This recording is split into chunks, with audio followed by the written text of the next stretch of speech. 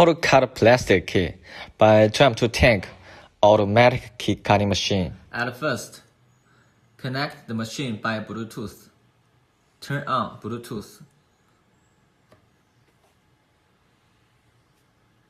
Click series number.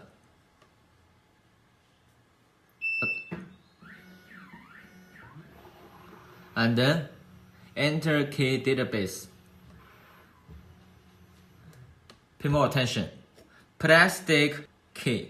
Enter. And then please put the key name HU66. Search HU66. Enter HU66. Here is a plastic key. How to install the key? Depend on the picture and the video. And then camera. Click camera. If you have the key, please select album. If you don't have the key, you need to take picture. Please click photo.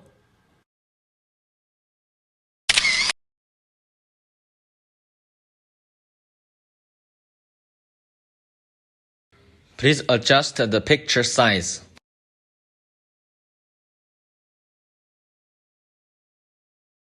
Then make the key straight.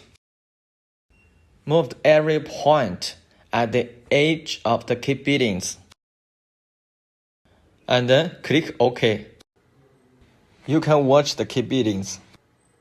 The next is to install the key blank.